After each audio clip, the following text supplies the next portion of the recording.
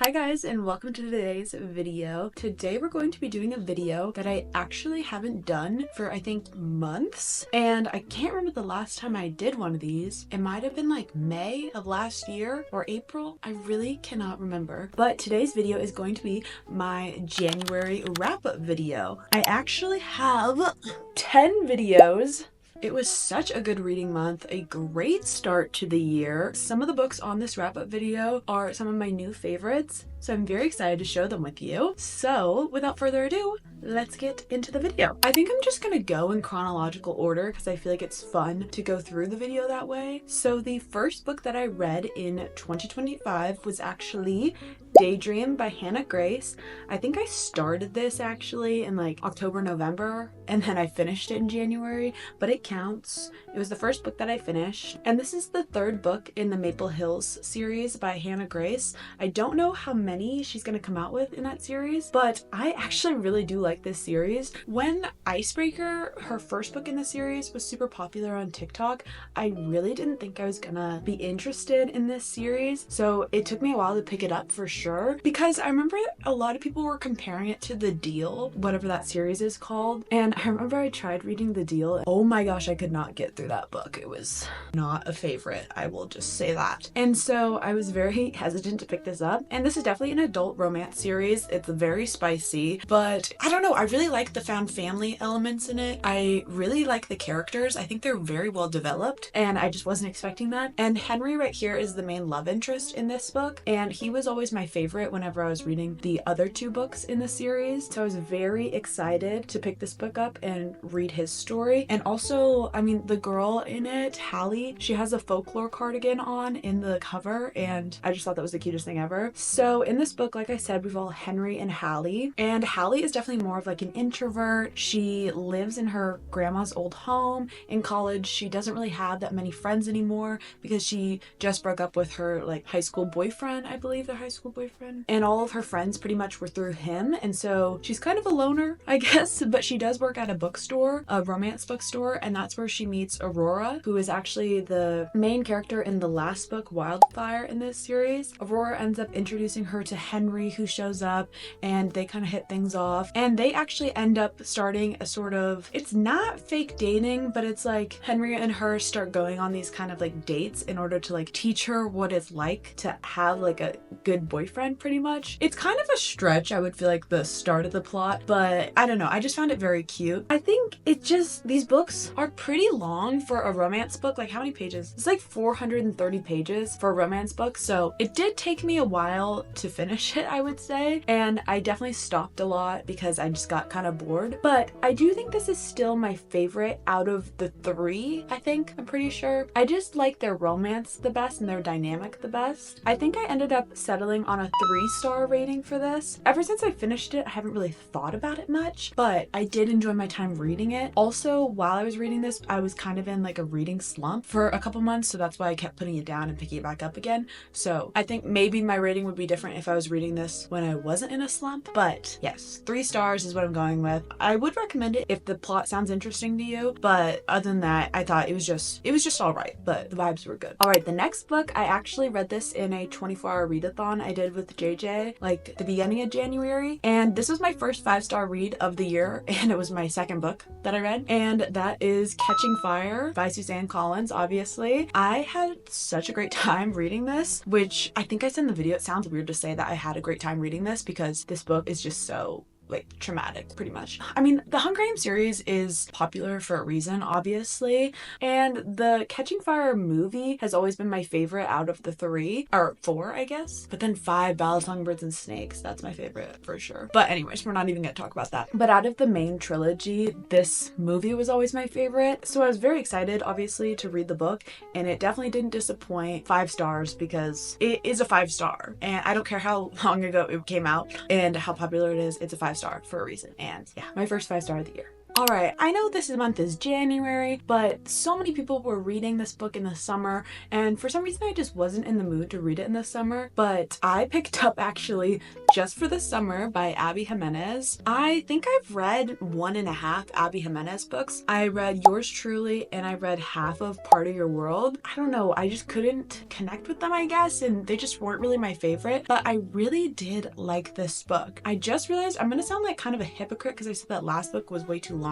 Daydream, and this one is like 400 pages as well. So in this book we follow Emma is our main female character, and our main male character is named Justin, and they both have this problem where every person that they date, after they break up, that person that they have just dated goes and immediately finds the love of their life and like gets married. I think it's Justin posts on his Reddit page something about how that's like a problem for him, and Emma sees it and messages him and tells him that it's also been a problem with her whole life. And so the two of them actually decide to have sort of like it's not fake dating, but it's like they do have this like trial dating thing in the hopes that when they break up that both of them will find the person that they're meant to be with. She's a travel nurse, so she actually goes and flies to Michigan? Is it Michigan? Or is it Minnesota? I think it's Minnesota, I'm pretty sure. So she flies and she ends up staying there for like a month with her friend. It's during the summer, and I think they only have like 6 weeks or something to date. They have all these strict rules for how the dates are gonna go and like when they're gonna eventually break up. Obviously their plan doesn't go the way they think it's going to go. The two start having feelings for each other, and I actually was very surprised with how much I liked this, because at the beginning of this book I was a little scared because the main guy was giving me like love bomber vibes, but I quickly felt at ease with the love bomber tendencies because he continued the like acts of service and like telling her how much he cared about her. He continued that throughout the whole book, so it wasn't love bomby, it was just him being a great guy, and I really enjoyed this book. It kind of reminded me of like Emily books where the romance is definitely there, but there's a lot of external problems going on as well, and the problems that were happening in this book were like so specific and not just like super generic that are in like every other romance book, that for that reason it made it feel that much more real, if that makes sense. Like the story just felt like it actually happened. In terms of a star rating for this, I think I'm going to settle at like, I'm gonna be annoying here, a 3.75. I really enjoyed it while I was reading it, and when I finished it I really enjoyed it, but I don't know if it's something I would pick up again. And that doesn't mean it's a bad book, it's just had a great time but didn't have a lasting impact on me, I would say. But I would definitely recommend it if you're wanting a good romance book with a little bit. And the next book I read was actually a memoir, and that is In the Dream House by Carmen Maria Machado. I listened to this via audiobook, and I would definitely recommend that. I just feel like it had more of like an emotional impact listening to it via audiobook, and that's usually what I do with memoirs. But this memoir is very different than your average memoir because it's kind of more of like a magical realism retelling of her life. And this book is definitely a tough read. It talks about her abusive relationship with her ex-girlfriend and just like all the struggles that happen throughout that, and how like domestic violence in queer relationships aren't really talked about. It was definitely a tough read. I don't give ratings for memoirs because that just feels a little bit weird and just not my place to give a rating, but I did think this was a very powerful read, and I definitely would recommend it if you're interested in the subject. I think it's a very important story to tell. Okay, the next book, I started this in my readathon video, but it took me a while to finish it because, well, I'll explain why. But that is The Assassin's Apprentice by Robin Hobb. This is a book that I've been wanting to read for some time now, and I was very eager to start the series because I think this is in a trilogy, but there's a couple other trilogies in the same universe. Thought that sounded so fun to just get like immersed in like a huge fantasy series. But in this book we follow our main character Fitz, and he's actually the illegitimate son of the current prince, and he is raised surrounded by all these different sort of animals and actually lives in the stables by the castle. And Fitz loves dogs specifically, and he has a very strong relationship with this one dog in particular, but it's actually frowned upon in the society to to interact with animals this closely, because what will happen is if you start to bond a little too much, you start sharing your mind with that animal, and it's very frowned upon, because then it's kind of like if you bond too much, you might turn into a beast. But at the same time, as Fitz is growing up, the kingdom is being attacked by all these other forces, and Fitz is met one night by this strange man that comes through the secret tunnels and actually starts training him to be an assassin so that he some sort of place in society. And what this book really is, it's kind of like a hero's journey, where your hero doesn't necessarily want to become a hero. It's just kind of forced upon him based off the life that he was dealt. And I wanted so badly to love this book, but I just was so bored throughout. I will say it's just like, it does take a while to actually get into the book. And I did watch, like when I was halfway through the book, I did watch like a non-spoiler review of the book, and they did mention how about halfway through the book is when like it starts picking up and it actually becomes really interesting. And so I was very hopeful, but to me that just didn't happen. I don't know, I just don't think this series is for me. I could be tempted to try out the next book in the series, but I don't know, it's definitely not on my top priority. I wanted to like this series so much because I've heard so many people talk about it. Maybe I'm just missing something, because I really just don't understand what people love about this series so much, but I might try out the second book just to see. But overall, I think I'm gonna give this a 2-star.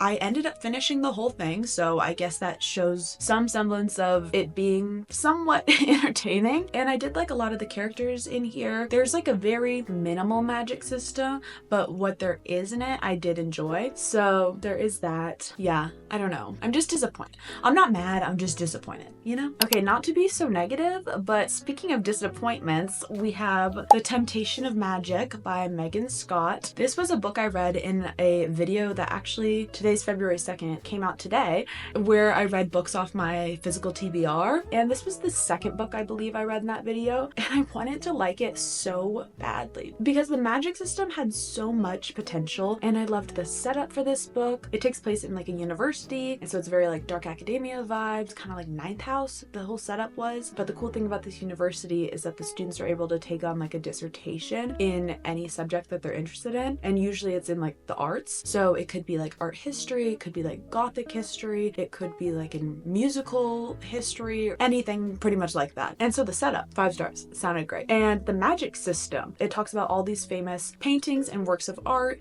and how the people with powers in the society are able to kind of like see the hidden messages in all of these famous paintings that mere humans aren't able to see. So that too, the magic system sounded super cool. The plot, I was hooked at the beginning. The girl's on the run because she has this hidden power that if people find out about it, she'll ultimately be recruited by this evil organization that will force her to hunt other beings, and so she's having to hide her true identity. I'm so into it. And the main guy in it has an Irish accent. Okay, done. What more could I ask for from a book? Honestly. But the problem with this book, it's definitely a romantasy, and I've mentioned this many times, but the romantasy category most of the time is not for me. There are definitely some that I have really enjoyed, but I feel like, in my opinion, for a romantasy to be successful, the romance needs to be more important than the magic system and more interesting than the magic system. Like, that needs to be the #1 priority. And in this book, where the magic system is not necessarily super complex, but it's super interesting, and I just feel like it had a lot more potential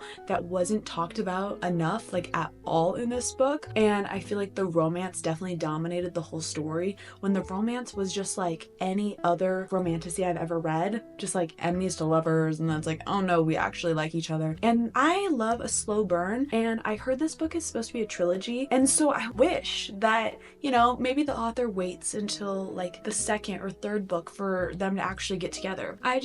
I was disappointed in the book, I'm gonna be honest. I won't read the rest of the series because when I first started this book, I was so excited and I was really loving it. And I just feel like it wasn't executed well, which makes me sad because I was so excited, as I've said. That's all I'm gonna say about this book. I ended up rating it a 2-star, so same as Assassin's Apprentice. And if you're looking for like a true romantasy where the romance just really dominates the story, then you might like this. It wasn't bad. It just wasn't what I wanted. So that's why I'm giving it that rating. daydreaming. Okay, the next book, I guess I actually did read this before that last book, but I'll just talk about it now anyways. And that is Mortal Follies by Alexis Hall. This is another romantasy kind of, but I feel like this book had a way better balance of romance to plot. And what I liked about this book was that the magic, or whatever you want to say in here, it was more like magical realism with like gods and goddesses. It was a lot easier to follow, so it didn't feel like two separate books into one, if that makes sense. In this book, we follow Melis, who has actually been cursed, and she doesn't know who she's been cursed by, so she seeks the help of a witch in her society. I'm gonna put witch in quotations because everyone's society thinks she's a witch, but that's all I'll say. So she's actually gonna help her try to figure out who is cursing her, and she needs to figure it out fast because this is the early 1800s and her reputation is being ruined, and that cannot happen because your reputation is everything to you as a woman in this society. And this was just such a fun read. If you want to hear like more thoughts about this book, I talk about it in my like reading books off my TBR video, but the narrator of this book is actually like a mythical being. Oh my gosh, the narrator is so funny and reminds me so much of Glinda from Wicked. I feel like they have a very similar sense of humor, and that was like the best part of this book was the narrator. She was so sarcastic and so funny, and I really enjoyed that aspect. And also a lot of the side characters in this book were hilarious. I really enjoyed my time with it. In terms of the romance, I think it was very sweet. I wouldn't say it was my favorite romance ever, but I did enjoy the two characters' dynamics. I thought that was fun, but I feel like I wasn't necessarily reading this book for the romance. I was kind of reading it more for the narrator and the side characters. I do have to say there is one aspect of this book that did shock me a little, and I would definitely check some trigger warnings for that like one scene in particular. It was a little hard to read, but overall I thought this was really fun and I just had a great time reading it. Like, I don't know if I'd ever read it again, but I would definitely recommend it to someone. But I ended up rating this book a 3.5. I think because, like, you know, it is a romance book and I would like to go into the book like loving the romance and the two people together, and it just wasn't my favorite, but overall I really liked the book and I would recommend it. The next book I read was Sense and Sensibility by Jane Austen. I am trying this year to read one classic every month, and this actually ended up being perfect because this was the last book I drew in my reading books off my TBR video, and I believe this is the first book that Jane Austen came out with. In this book we followed two sisters, Eleanor and Marianne. I believe Eleanor is Sense and Marianne is Sensibility, and their father has just recently passed away, and so they're in desperate need of finding some husbands because I believe all of their money ended up going to their half brother and he's really not helping them out very much. And the two of them end up connecting with two different men, but then things kind of fall apart slowly throughout the book with these two men, and a lot of other problems arise. And as I was reading it, I couldn't help but think that I was a lot more entertained than I thought I would be. Like, my expectations for this book were pretty low, I'm gonna say, because I've heard from other people that this is like one of their least favorite Jane Austen books. So I really had quite low expectations for this book. I actually ended up listening to the audiobook version of it because that's what I did when I read Pride and Prejudice, and I just really enjoy listening to her books via audiobook. It's a lot easier for me to digest, and I was really loving this book up until 60%, I would say. And it's not that I didn't like the ending, I just felt like it felt a little rushed and just like a little strange. I don't know, it's like they were tying everything up at the end and I was like, whoa, how did that even happen? Like, I don't want to spoil it, but yeah, I thought the ending was a little weird, I can't lie. But overall, I did enjoy it, I would say. One thing I've started to do is I don't think I'm going to rate classics anymore because I mentioned this in the video that I filmed for this book. I just feel like there's so many things that go into a classic other than just like whether or not I enjoyed the writing or enjoyed the book at all. So it feels kind of weird to give like a star rating on it. I think what I'm gonna do is just say whether I enjoyed it or not and like what I enjoyed about it and what I didn't. So yeah, my first classic of the year, and I did overall have a great time reading it. Okay, we've made it to the last book in this video. I think I said I read 10 books this month, but technically I finished a book that I read the majority of it on January 31st, but I finished it yesterday, so technically I finished it in February, so we won't count that one. But I read Dating and Dragons by Christy Boyce. This was one of my most anticipated reads of the year, and it definitely did not disappoint. This is the continuation of the series by Christy Boyce. The first book in the series is Dungeons and Drama, and the two books books aren't correlated, but it's the same theme, Dungeons and Dragons element to it. And I just love Christy Boyce's books. She primarily writes YA romances, and that's what this book is. And in this book, we follow Quinn, who has just moved to a new school and is trying to find a new friend group. And she ends up meeting this group of friends who are a part of a Dungeons and Dragons group. She previously was part of a different one at her old school, but things kind of fell apart with that friend group, and that's kind of what led to her family trying to move. But the thing with this Dungeons and Dragons group is they have a very strict no dating any of the members of the group policy, and Quinn actually starts having a crush on one of the members, Logan, and he starts having a crush on her too, but they really care about the group so much that they're really resisting getting together. That's kind of the main plot of the book, I would say, and it's like 320 pages or something. It's pretty short, and this book was just so much fun to read. I don't know if I like this one better or Dungeons and Drama. I really like both of them a lot. I just think they're so cute. It's like a warm hug. Is it the best book in the world? No, but I'm not reading it for it to be the best book in the world. I'm reading it to see this cute little nerdy found family have a blast together and have a cute little romance plot as well. And that's what it was. I loved it. If I'm gonna do a rating, I'd probably rate it 4 stars. There were some aspects where I was like, that is not realistic, but I was still there for the vibes. But I do love how the two characters in this, like the two main love interests, they are so dramatic. They're acting like they're like Romeo and Juliet sometimes throughout this book. It's like, oh, we can't be together. It will destroy everything. But it's like, guys, is it actually that serious? Sometimes when I was reading that book, I'm like, you guys are so dramatic. But I love it. I love how dramatic they were in it. Yeah, it was very cute. A great way to finish off the month. All right, guys, we've come to the end of this video, and I hope you enjoyed hearing me talk about the books I read this month. It was a great reading month. I was in a huge reading slump for the last quarter of last year, and so it just feels really great to be excited about reading again. Even though there were a lot of books on this list that I actually didn't like, I still enjoyed reading them and finding out what I didn't like about them. Right now, I'm doing a video where I'm reading only romance books for a week, and I'm having such a fun time. So expect in my February wrap up there to be a lot of romance books. I guess there already kind of were in this video, but I love a good romance book. What can I say? But if you guys enjoyed this video, I would appreciate it so much if you subscribed. That would mean so much to me. And I guess I'll just see you in the next video. Bye, guys.